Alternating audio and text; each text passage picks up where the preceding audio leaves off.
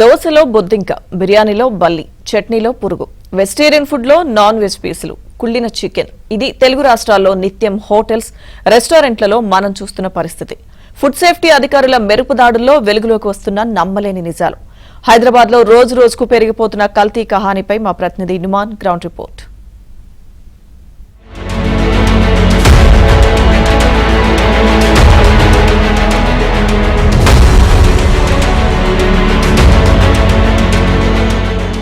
Tasty food అని లొట్టలేసుకొని తింటున్నారా? ఇంతకీ మీరు తింటున్న ఆహారం ఎంతవరకు సేఫ్?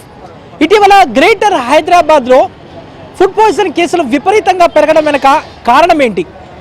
హైదరాబాద్ నగరంలో హోటల్స్, రెస్టారెంట్లు, స్ట్రీట్ ఫుడ్ సెంటర్లో ఉన్న పరిస్థితి ఏంటి? ఏబిఎన్ ఆంధ్రజ్యోతి స్పెషల్ గ్రౌండ్ రిపోర్ట్లో ఇప్పుడు మనం చూద్దాం.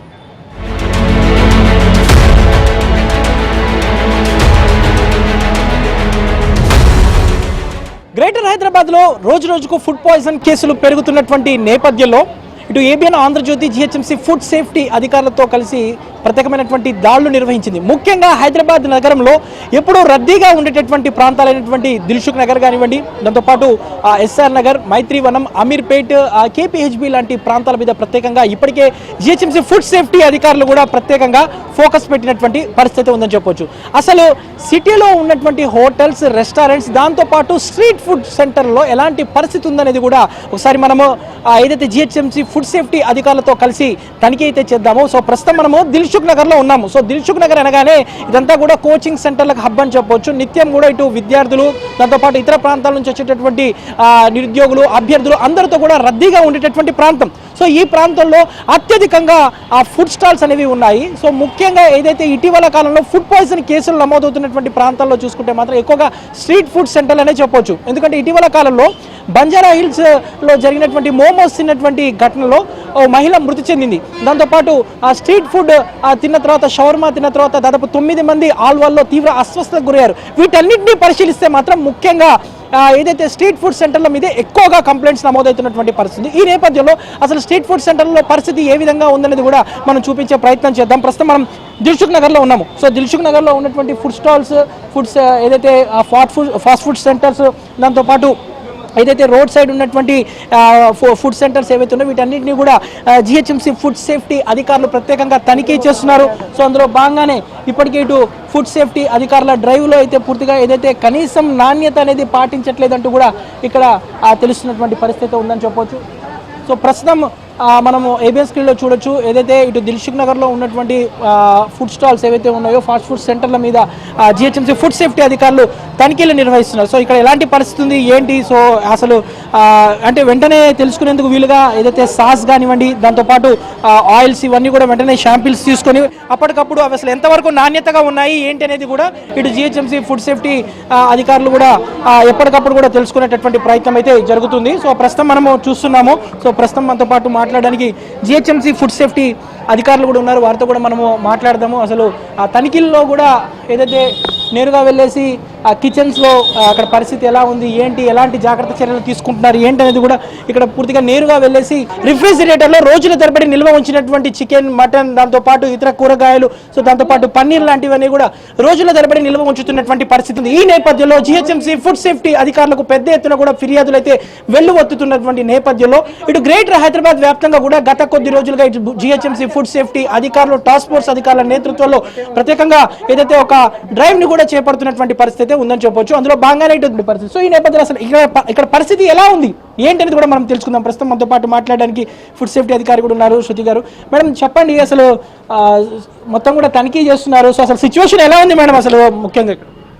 ఇది మాకు regular food safety on wheels అని ఒక ప్రోగ్రామ్ ఉంటుందండి. మాకు ఒక స్కెడ్యూల్ని బట్టి we keep on doing the regular testing.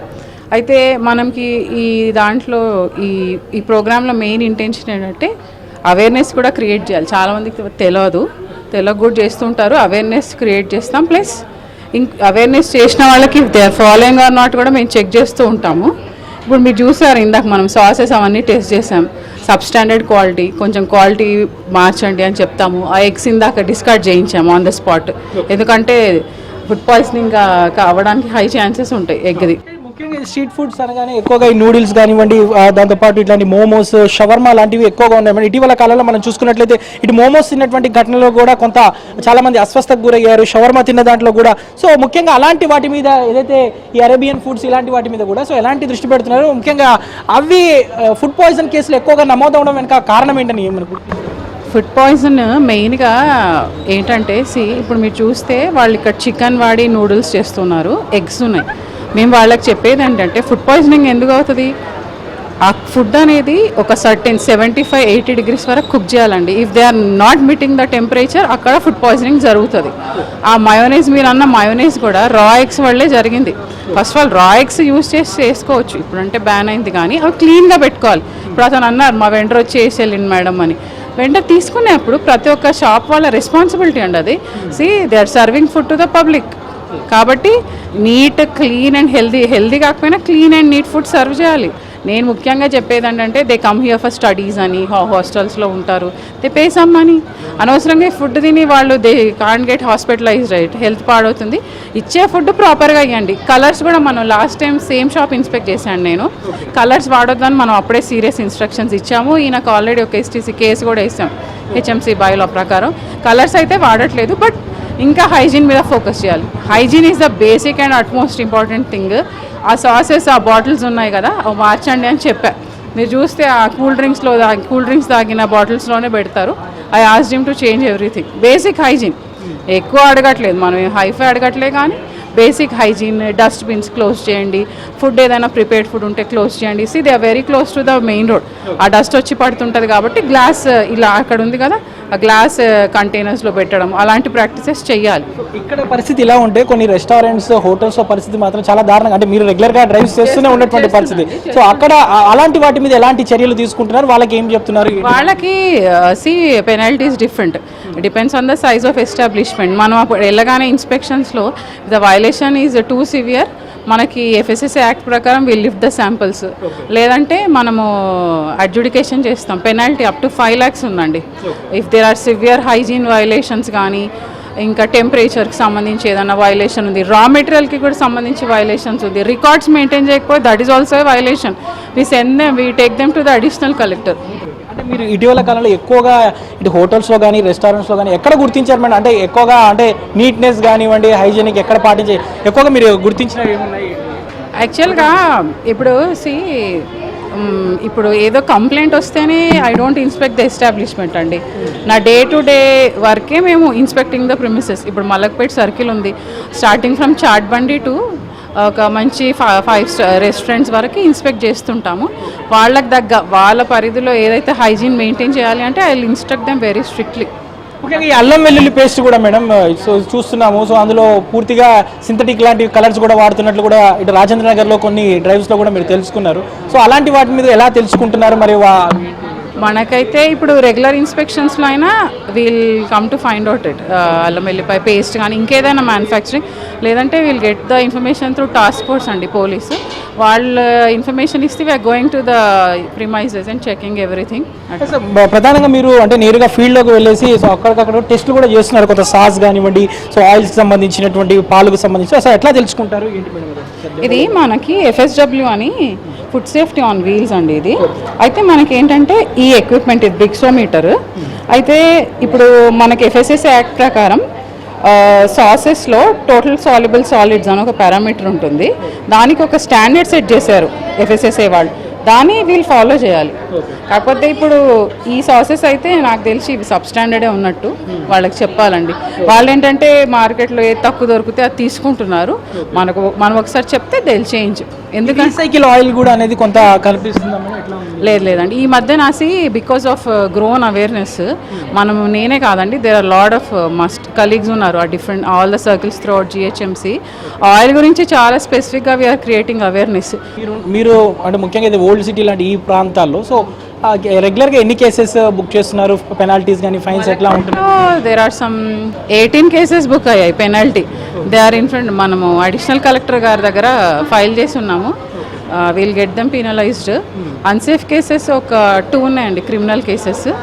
ముందు కేసెస్ ఒక 4 ఉన్నాయి. ముఖ్యంగా ఏదైతే నేను చెప్పా కదా ఇందాక పెట్టి కేసెస్ అని ఈ మలక్పేట్ సర్కిల్లోనే దాదాపు 30-35 కేసెస్ ఉన్నాయండి పెట్టాం. ఈ చిన్న చిన్న వాళ్ళకి ఇప్పుడు ఆన్ ద స్పాట్ వీళ్ళకి చెప్పాలంటే that is the case which can be filed.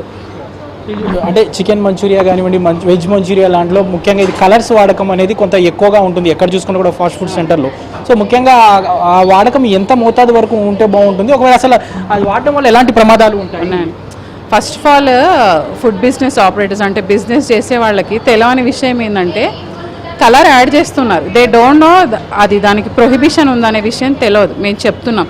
ఇంకొకటి ఏంటంటే ఈ ప్రిపేర్డ్ ఫుడ్ మీరు అన్నారు కదా చికెన్ మంచూరియా కానీ, నూడిల్స్ కానీ, బిర్యానీ కానీ, అంతెందుకు మన పులిహోర, టొమాటో, ఎందులో కూడా colour is not at all permitted. అది యాడ్ చేస్తే క్రిమినల్ కేసు అవుతుందండి. స్వీట్స్లో మటుకు they is a limit up to 100 ppm it is allowed. Beyond that అది కేసు అవుతుంది చెప్పాము. ఇంకొకటి ఏంటంటే కస్టమర్స్ అంటున్నాను కాదు, కస్టమర్స్ తినండి, బయట తింటారు, జస్ట్ చూసుకోండి. యూ ఆల్సో యూనో చూడండి ఎక్కువ కలర్ఫుల్గా అనిపిస్తుందంటే ఇట్ ఈస్ సస్పిషియస్, చూసుకోండి. ఇటీవల కాలంలో మీ ఫుడ్ సేఫ్టీ అధికారులు జిహెచ్ఎంసీలో చేస్తున్నటువంటి ఈ డ్రైవ్స్ నేపథ్యంలో కొంత నగరవాసుల్లో కూడా బయట ఫుడ్ తినాలంటేనే కొంత భయపడుతున్నటువంటి పరిస్థితి. సో ఏం చెప్పదలుచుకున్నారు సిటీ ప్రజలకు? సిటీ ప్రజలకు కాదండి, even the FBO is one of the citizen కదండి. ఇప్పుడు ఏం చెప్తాను, నేను ఒకటే చెప్తా అండి, ఈ ఫుడ్ వీళ్ళు తయారు చేస్తున్నారు, ఇంట్లో వాళ్ళకి పెడతారా ఫుడ్? కస్టమర్కి పెట్టే ఫుడ్ ఇంట్లో వాళ్ళకి పెడతారా? అంత ధైర్యంగా ఉండాలి, అంత ట్రాన్స్పరెంట్గా బిజినెస్ కండక్ట్ చేయాలి. నేను ఇప్పుడు మీరు రెస్టారెంట్ గురించి అడిగారండి, రెస్టారెంట్ వాళ్ళు ఎంత ధైర్యంగా ఉండాలంటే ఒక కస్టమర్ వచ్చి కిచెన్లో ఏమేం చేస్తున్నారు అంత ట్రాన్స్పరెన్సీ ఉందా, అంత లెవెల్ ఆఫ్ కాన్ఫిడెన్స్ వాళ్ళకు ఉందా, అది బిల్డ్ అయిన నాడు క్వాలిటీ ఈజ్ అప్ టు 100%. నేను అదే చెప్తా, ఆ ప్రాక్టీస్ వాళ్ళు చేసుకోవాలి ఓపెన్గా. అంటే మీరు వచ్చి మా కిచెన్లో కస్టమర్ని కిచెన్లోకి అలవ్ చేసి అంత ట్రాన్స్పరెన్సీ రావాలి, వస్తుంది. Very soon will achieve that. చూడొచ్చు ఏదైతే ఇటు పూర్తిగా హైదరాబాద్ నగరంలో ఫుడ్ సేఫ్టీకి సంబంధించిన తనిఖీలు అయితే కొనసాగుతూనే ఉన్నాయి. చూడొచ్చు ఏదైతే ఈ ముఖ్యంగా మన ఫాస్ట్ ఫుడ్ సెంటర్లో కలర్ అద్దుతున్నటువంటి మంచూరియా కానివ్వండి, చికెన్ మంచూరియా కానివ్వండి, గోబీ మంచూరియా ఇలాంటి ఏవైతే ఐటమ్స్ ఉన్నాయో సో వీటికి రంగుల అద్దకం వేయడం వల్ల మాత్రం సో ప్రమాదకరమైనటువంటి అనారోగ్య సమస్యలు వచ్చేటటువంటి అవకాశం ఉందని కూడా ఏదైతే ఫుడ్ సేఫ్టీ అధికారులు చెప్తున్నారు. సో తప్పకుండా ఏదైతే నిబంధనలకు విరుద్ధంగా వ్యవహరిస్తే మాత్రం కఠిన చర్యలు ఉంటాయంటూ కూడా ఇప్పటికే ఫుడ్ సేఫ్టీ అధికారులు కూడా అలర్ట్ చేస్తున్నారు. సో ముఖ్యంగా ఇటు రెస్టారెంట్స్, హోటల్స్లో మార్పు వచ్చేంత వరకు తప్పకుండా ఈ డ్రైవ్స్ అయితే కొనసాగుతాయి, ఈ మెరుపు దాడులు కొనసాగుతూనే ఉంటాయంటూ కూడా ఇప్పటికే ఫుడ్ సేఫ్టీ అధికారులు చెప్తున్నటువంటి పరిస్థితి. అందులో భాగంగానే చూడొచ్చు మనం ప్రస్తుతం ఇటు దిల్సుఖ్ నగర్ కానివ్వండి, మలక్పేటలో ABN ఆధ్వర్యంలో ఇప్పటికే ఫుడ్ సేఫ్టీ అధికారులు స్పెషల్ డ్రైవ్ అయితే నిర్వహిస్తున్నారు. మనం చూడొచ్చు ఎక్కువగా అంటే స్టూడెంట్స్ ఎక్కువగా ఉండేటటువంటి ప్రాంతం కాబట్టి సో ఈ ప్రాంతాల మీద ప్రత్యేకంగా ఫోకస్ పెట్టినటువంటి పరిస్థితి. దాదాపు ఈ ప్రాంతంలోనే అనేక వాటి మీద దృష్టి పెట్టారు. మనము చూడొచ్చు ఏదైతే ఇక్కడ ఏదైతే ఫాస్ట్ ఫుడ్ సెంటర్లో చూసుకుంటే మాత్రం కుళ్ళినటువంటి గుడ్లు,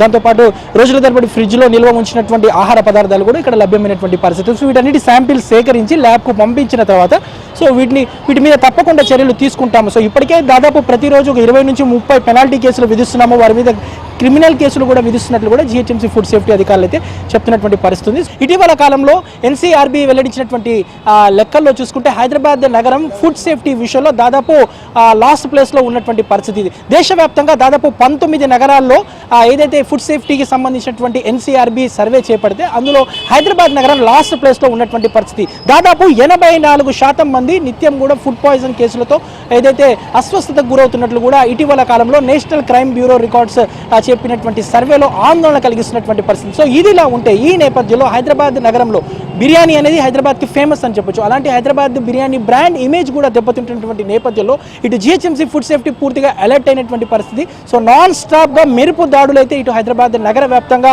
hotels, restaurants, street food centres ఏవైతే ఉన్నాయో వాటన్నిటి మీద కూడా నిరంతరాయం ముఖ్యంగా ఇటు వ్యాపారుల్లో మార్పు వచ్చేంత వరకు చేసి తీరుతామంటూ కూడా ఫుడ్ సేఫ్టీ అధికారులు అయితే చెప్తున్నటువంటి పరిస్థితి ఉంది. సో దీని మీద వైద్యుల అభిప్రాయం ఎలా ఉంది? సో ఇలాంటి అనారోగ్యమైనటువంటి ఇలాంటి నాణ్యత లేనటువంటి కుళ్ళినటువంటి పూర్తిగా ప్రమాదకరమైనటువంటి ఆహార పదార్థాలు అంటే ఈ వంటలు తినడం వల్ల కానివ్వండి, ఆహార పదార్థాలు స్వీకరించడం వల్ల ఎలాంటి అనారోగ్య సమస్యలు వస్తాయి, సో డాక్టర్లు ఏం చెప్తున్నారు అనేది కూడా మనం ఒకసారి తెలుసుకునే ప్రయత్నం చేద్దాం. ప్రముఖ వైద్యులతో కూడా మాట్లాడదాం, దీనికి సంబంధించినటువంటి వారి అభిప్రాయాలు కూడా ఒకసారి తెలుసుకునే ప్రయత్నం చేద్దాం.